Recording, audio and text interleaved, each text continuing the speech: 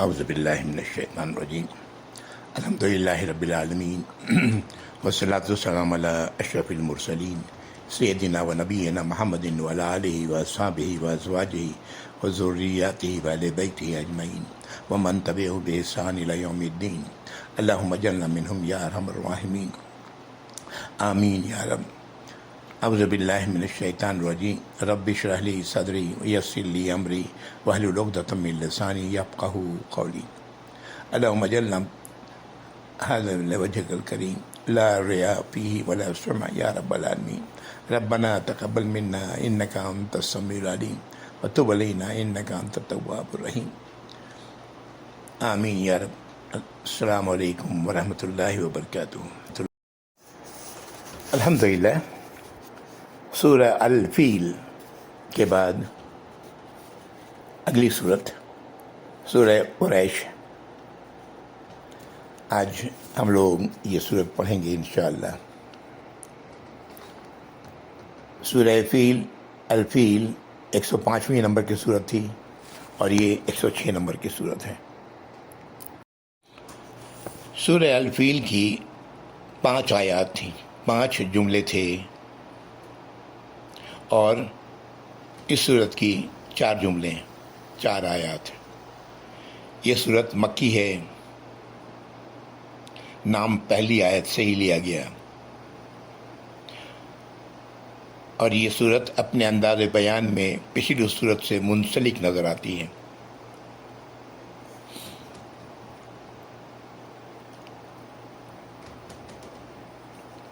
یہ دونوں صورتیں، جیسا میں نے عرض کیا کہ یہ ایک دوسرے سے ملی ہوئی ہیں، گو کہ مصحف میں یہ دونوں صورتیں الگ الگ ہیں، بیچ میں بسم اللہ الرحمن الرحیم ہے، لیکن اگر دیکھا جائے تو پتہ لگتا ہے کہ نہیں، ان دونوں صورتوں کا تعلق ایک دوسرے سے ہے۔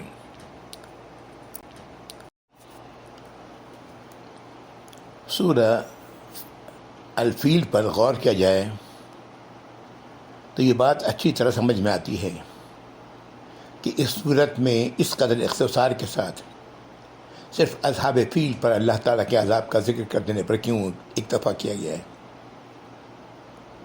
واقعہ کچھ بہت پرانا نہ تھا، مکے کا بچہ بچہ اس کو جانتا تھا، عرب کے لوگ عام طور پر اس سے واقف تھے۔ تمام اہل عرب اس بات کے قائل تھے کہ ابرہہ کہ اس حملے سے کعبے کی حفاظت کسی دیوی دیوتا نے نہیں کی بلکہ اللہ تعالیٰ نے کی۔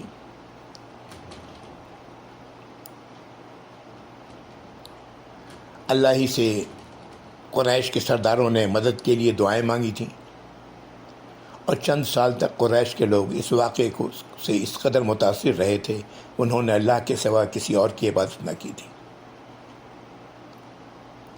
اس لیے سورہ فیل میں تفصیلات کی ذکر کی حاجت نہ تھی، بلکہ صرف اس واقعے کو یاد دلانا تھا کہ کافی تھا یہ بات کہ قریش کے لوگ، خصوصاً اہل عرب، عموماً اپنے دلوں میں اس بات پر غور کرتے کہ محمد صلی اللہ علیہ وسلم کی دعوت وہ اس کے علاوہ اور کیا ہے کہ دوسرے تمام معبودوں کو چھوڑ کر صرف اللہ واحد کی لا شریک کی عبادت کی جائے۔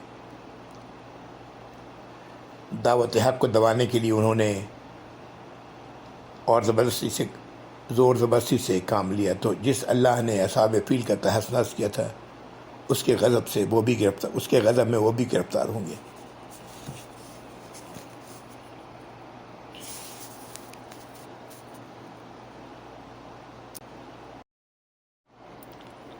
اب آئیے سورہ قریش کی طرف کہ نبی صلی اللہ علیہ وسلم کی بعثت کے زمانے میں یہ حالات چونکہ سبھی کو معلوم تھے، اس لیے ان کے ذکر کی حاجت یہاں نہ تھی۔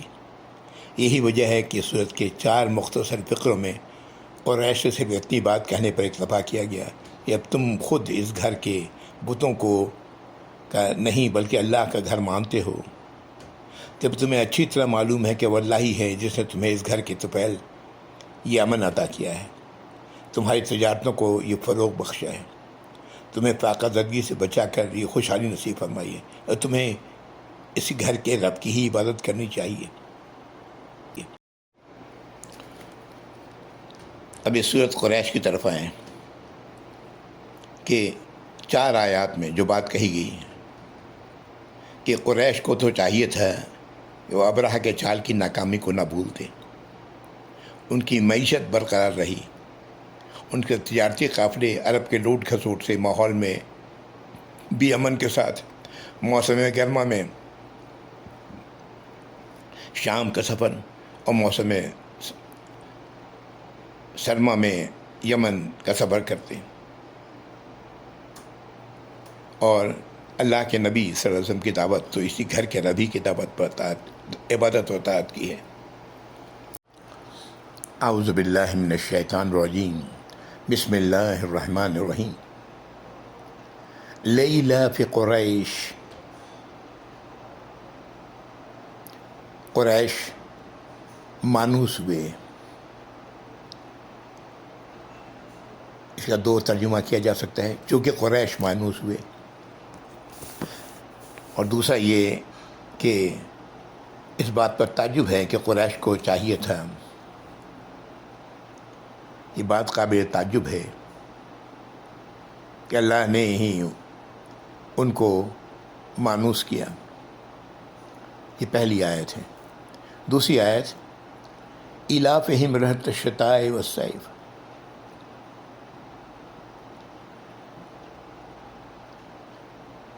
مانوس کس چیز سے ہوئے؟ جاڑے اور گرمی کے سفروں سے۔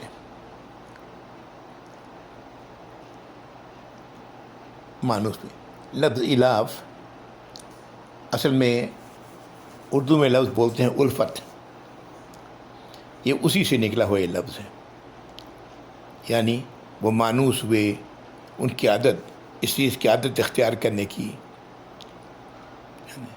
یعنی جاڑے میں سفر یمن کی طرف اور گرمی میں سفر شام کی طرف۔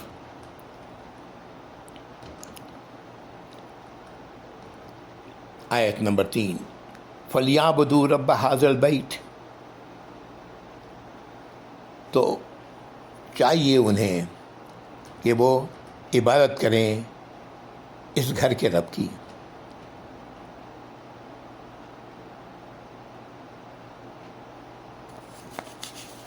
یعنی تعجب ہے کہ اس بات پر کہ یہ سب کچھ ہوا، دیکھا انہوں نے، لیکن اس کے بعد پھر یہ اپنے بتوں کی عبادت شروع کر دی۔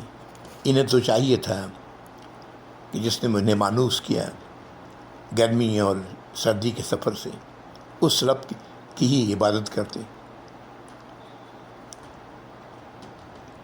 آیت نمبر 4، الذی اطعمہم من جوع وآمنہم من خوف، وہ جس نے انہیں بھوک سے بچا کر کھانے کو دیا اور خوف سے بچا کر امن عطا کیا۔ یہ آیت نمبر 4۔ ابراہیم علیہ السلام کی وہ دعا پوری ہوئی کہ جس میں سورہ ابراہیم میں ہم لوگوں نے پڑھا ہے کہ اے پروردگار، اے میرے رب، میں نے اپنی اولاد کے ایک حصے کو آپ کے محترم گھر کے پاس ایک بے آب و گیا وادی میں لا بسایا ہے تاکہ یہ نماز قائم کریں، بس آپ لوگوں کے دلوں کو ان کا مشتاق بنا دیں اور انہیں کھانے کو پھل دیں۔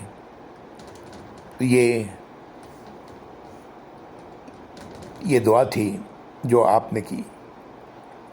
ابراہیم علیہ السلام نے جو دعائیں کی تھیں وہ ساری کی ساری دعا آپ نے گھر بناتے ہوئے، جب خانہ کعبہ کی تعمیر کرتے ہوئے آپ نے دعا کی تھی کہ ان میں ایک رسول اٹھائیں جو ان کو کتاب اور اس کی تعلیم دیں۔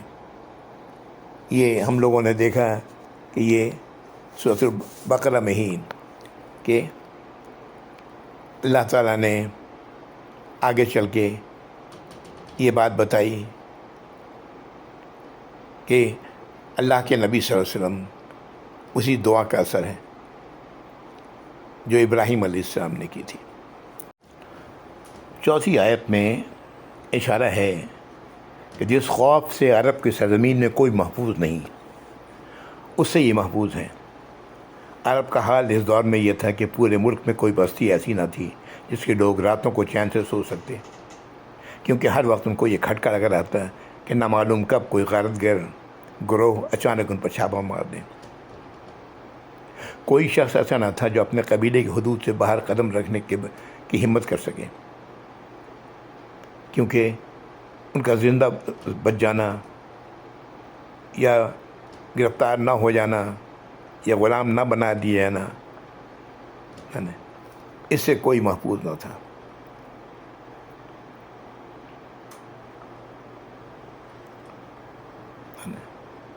کوئی قافلہ ایسا نہ تھا جو اطمینان سے سفر کر سکے، کیونکہ راستے میں جگہ جگہ اس پر ڈاکہ پڑنے کا خطرہ تھا، اور راستے بھر کے بااثر قبائل سرداروں کو رشوتیں دے کر تجارتی قافلے بخیر گزر سکتے تھے۔ لیکن قریش مکہ میں بالکل محفوظ تھے، انہیں کسی دشمن کے حملے کا کوئی خطرہ نہ تھا۔ ان کے چھوٹے اور بڑے ہر طرح کے قافلے ملک کے ہر حصے میں آتے جاتے۔ کوئی یہ معلوم کسی کو بھی جب معلوم ہو جاتا ہے کہ یہ قافلہ حرم کے خادموں کا ہے تو انہیں چھیڑنے کی جرأت نہ کرتے۔ حد یہ ہے کہ اکیلا قریشی بھی اگر کہیں سے گزر رہا ہوتا اور کوئی اس سے تعرض کرے تو صرف یہ کہتا کہ میں حرم سے میرا تعلق ہے، یہ سنتے ہی اٹھے ہوئے ہاتھ رک جاتے۔ یہ وہ ہے خوف تھا اور وہ امن کا ماحول تھا، اس کا ذکر اس میں کیا گیا، جو اللہ تعالیٰ انہیں رزق ہر طرح سے پہنچا رہے ہیں۔ وآخر دعوانا الحمدللہ رب العالمین وصلی اللہ علی محمد وعلی آلہ وصحبہ وازواجہ وذریاتہ واہل بیتہ اجمعین ومن تبعہم بإحسان الی یوم الدین اللہم اجعلنا منہم یا ارحم الراحمین، آمین یا رب۔ والسلام علیکم ورحمۃ اللہ وبرکاتہ۔ جزاکم اللہ خیر۔